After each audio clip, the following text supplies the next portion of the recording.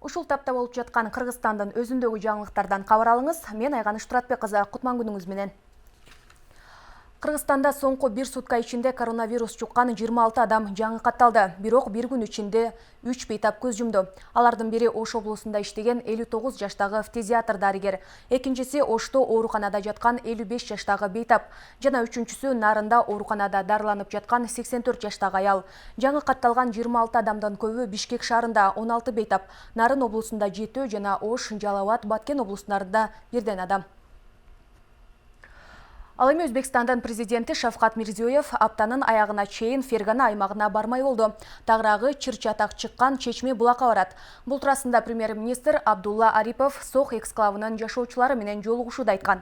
Өзбекстан тарап Кыргызстандын өкүлдөрүнө талашка түшкөн булактын айланасында эс алуу паркын ачууну сунуш кылган. Өзбек премьери ошондой эле ооруканада жаткан жарадар кишилердин абалы менен таанышкан. Сох районунун администрациясы 187 жергиликтүү тургун жарадар болгонун, 15 облустук ооруканага тек учактар менен алынып кеткенин билдирген. Бул маалда мамлекеттик чегара кызматынын маалыматына караганда, Баткен облусунун Кадамжай районунун Чечме жергилигиндеги чегарада Кыргызстан менен Өзбекстандын укук коргоо органдары чогул кайгул жүргүзүп жатышат. Ага ылайык аймактагы чегара кызматкери да күчөтүлгөн тартипте иштөөдө. Эки өлкөнүн чегарачылары эки тараптын укук коргоо органдары менен биргеликте мамлекеттик чегараны бузуу, чыр-чатактарды болтурбоо жана алардын күчөп кетишинин алдын алуу иштерин жүргүзүп жатат. Учурда Кыргызстан менен Өзбекстандын чектеш аймактарындагы кырдаал туруктуу. Жогорку кеңештин депутаты Максат Сабиров премьер-министр Мухамбет Абылгазиевдин эс алууда жүрүшүн коалициялык көпчүлүк карашы керек деген сунуш көтөрдү. Депутат коронавирус пандемиясына жана чегарага байланыштуу азыркы кырдаалда өкмөт башчынын отпускта эмнеге жүрөт деп суроо салды. Абылгазиев кыскача эмгек өргүсүнө чыкканын, мунун себебин радио жыштык боюнча тергөөнүн калыс өтүшү үчүн деп түшүндүргөн. Мен бир нерсеге түшүнбөй турам да. Өткөндө Тажикстан чегарасында чоң кагылышуулар болду. Өзбекстан чегарасында мына 31-нде болду.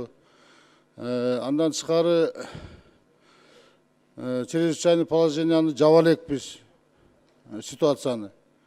Анан кийин премьер кайда жүрөт бизде? Премьер эмне үчүн өргүүгө кетип атат? Кечээ мынакей Армениянын премьери Пашинян коронавирус жуктуруп алдым, бирок мен үйдө отуруп алып иштейм деп атат. А биздин премьер эс алганга кетип атат. Муну кандай түшүнсөк болот? Ошол боюнча коалиция көпчүлүк бир жогорку кеңеш бир реакция кылышыбыз керек го дейм. Анан азыр вицелерге тапшырып коюп эс алып жатчу убак эмес го дейм.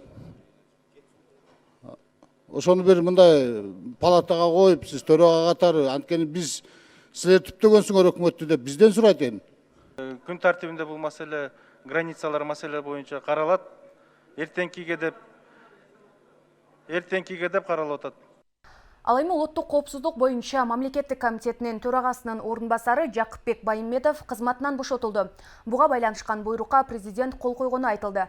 Маалыматка караганда Жакыпбек Байымбетов кызматынан саламаттыгына байланыштуу өз арызынын негизинде кеткен. Айрымдар бул жыштык чырына байланыштуу болушу керек деген кептерди айтып баштаганда атайын кызмат буга тиешеси жок деп жооп кайтарды. Жанар Акаев парламентте азыркы өкмөт мамлекеттик жыштыктарды сатуудан бюджетке 5 миллиард сом зыян келтиргенин айтып, ага премьер-министрдин тиешеси бар деп билдирген.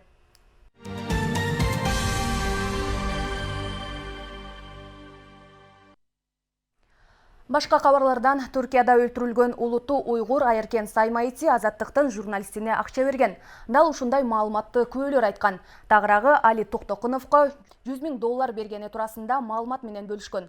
Бирок акчаны алып жатканын тастыктоочу документтер жок. Болгону укканбыз деген сөздү айтышкан. Журналист акча алган деген күбөлөр Түркияга болгон мурунку консул Эркин Сопоков менен Рустам Тилабаев аттуу адам. Бар служебный информация, секретный информация керек болсо таанышууга.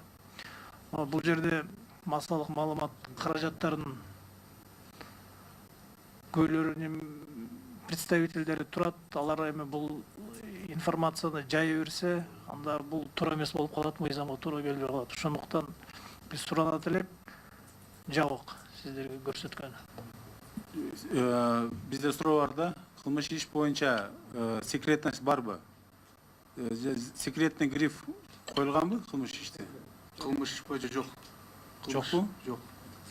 Анда болсо кандай дейсиң?